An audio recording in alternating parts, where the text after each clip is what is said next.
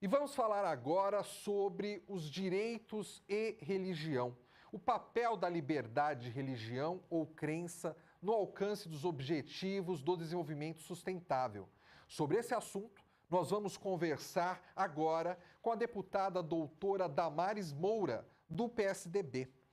Bom dia, deputada Damares Moura. Tudo bem? Seja bem-vinda mais uma vez ao Jornal da Rede Alesp. Olá, bom dia. Eu que agradeço estas ricas oportunidades que temos de conversarmos aqui sobre temas que são relevantes para a sociedade. E eu aproveito, então, para cumprimentar todos os nossos ouvintes e telespectadores. Deputada, por gentileza, explique para a gente, para o nosso público espectador, o que é um encontro de pesquisa sobre direito e religião do qual a senhora participou recentemente. Bem, em virtude do avanço que a liberdade religiosa ele tem tido aqui no estado de São Paulo, chamou a atenção de outras entidades, especialmente a aprovação da Lei Estadual de Liberdade Religiosa, que é a primeira legislação do Brasil sobre este tema. E desta forma, no dia de ontem, nós fomos convidados a apresentar um trabalho, na verdade, de natureza acadêmica, não é? Sobre a liberdade religiosa, a frente parlamentar que nós criamos na Assembleia Legislativa em defesa da liberdade religiosa e a lei estadual no 7º encontro de pesquisa sobre direito e religião. Quem realiza anualmente estes encontros? CEDIRE é o Centro Brasileiro de Estudos em Direito e Religião, que é um braço da Universidade Federal de Uberlândia, em Minas Gerais. E o mais interessante e honroso, não é, para o nosso mandato, é que, além desta apresentação que eu mesma pude fazer, e foi em forma de um trabalho acadêmico, nós ainda tivemos notícia de que outros pesquisadores também submeteram, neste 7º encontro de pesquisa sobre direito e religião, submeteram trabalhos acadêmicos tratando da Lei Estadual de Liberdade Religiosa, que eu tenho a honra de ser autora e que foi sancionada pelo governador no último mês de março.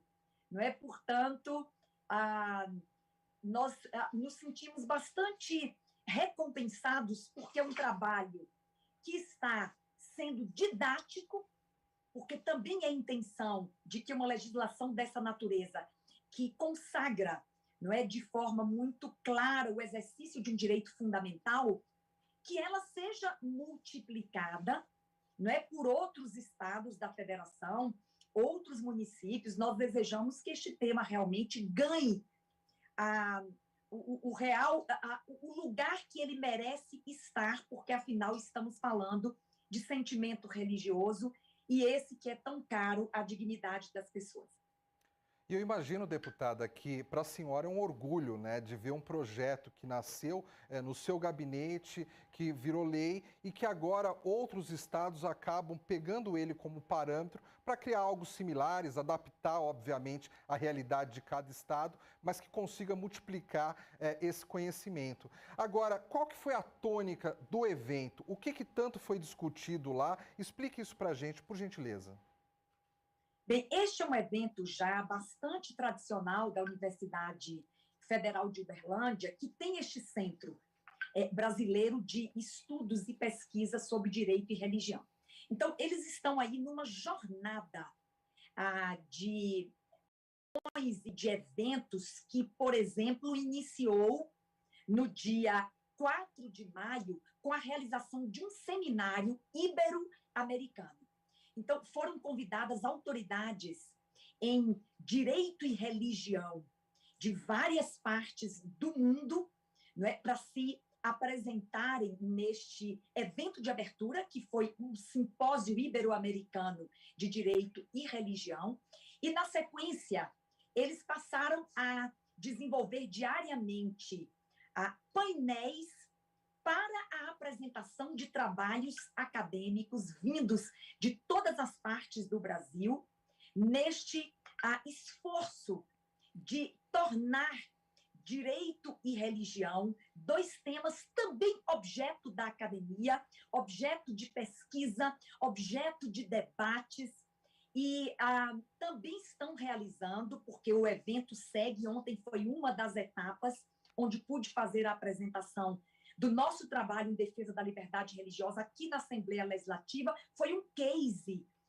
que eles chamaram de experiência legislativa na defesa da liberdade religiosa, e eles seguem agora com painéis em língua inglesa, porque, de fato, o evento ele tem um caráter intercontinental e ele reúne autoridades do mundo inteiro para reforçar, ampliar e fortalecer, não é, a defesa do direito e a pesquisa e a academia, que são importantes neste contexto de fortalecimento desse direito. Deputada Damares Moura, explique para o nosso espectador que às vezes ele está nos assistindo em casa e ele fica na dúvida qual que é a relação do direito com a religião. Como que a senhora poderia explicar isso para quem está em casa, para que ele entenda a importância desses assuntos estarem ali na mesma sintonia? Você sabe que é uma fórmula até bastante lógica, não é? Exercer o direito de professar, aliás, professar uma religião exige, por parte do ordenamento jurídico, garantias para fazê-lo. Não é possível você professar, você escolher livremente, professar livremente e se organizar em torno da religião que escolheu, se não houver um ordenamento jurídico que lhe garanta esta possibilidade. Portanto, a relação entre o exercício de uma religião, ou a profissão de uma fé, e o direito é uma relação bastante, é uma relação necessária, é uma relação imprescindível. E tendo em vista, inclusive, dados que eu apresentei ontem no trabalho acadêmico junto à Universidade Federal de Uberlândia, de que os números apontam, especialmente de um instituto que mapeia a demografia religiosa no mundo, que é o Pew Research Center, o mais acreditado instituto que faz esse trabalho, aponta que não há uma expansão do direito à liberdade religiosa no mundo. Aliás, existe um aumento das restrições, tanto as de natureza governamental, quanto as de natureza social, né? Portanto, é um problema que desafia o mundo, não apenas a nós, brasileiros, não é? As restrições e a intolerância religiosa no mundo, ela avança. E a forma de garantirmos que as pessoas escolham, professem e se organizem livremente em torno da religião é exatamente ampliando o direito, é exatamente fortalecendo em nosso ordenamento jurídico, não é, as garantias ao exercício pleno desse direito, sem restrições em razão das escolhas religiosas. Então, a relação entre religião e direito é uma relação direta, porque há muitos países do mundo, mais de 30 deles, onde as pessoas não têm o direito de professar livremente uma religião. Então, olha como o direito pode ser determinante para que as pessoas professem a sua fé sem que sejam privadas de direitos por essa razão. A senhora é coordenadora da Frente Parlamentar pela Liberdade Religiosa aqui dentro da Alesp. A senhora se dá por satisfeito pelas conquistas já dessa frente parlamentar, ou a senhora acha que ainda tem muito o que ser feito dentro dessa frente parlamentar aqui na Alesp?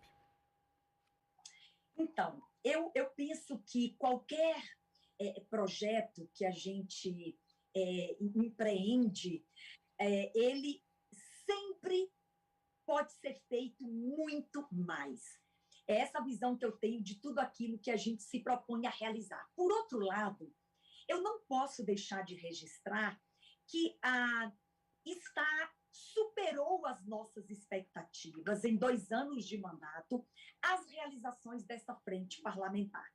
Isso eu preciso registrar porque os resultados do nosso trabalho precisam ser conhecidos e precisam ser publicizados para a população, para que a população entenda, né, que no parlamento existem ações muito sérias e muito comprometidas com o resultado.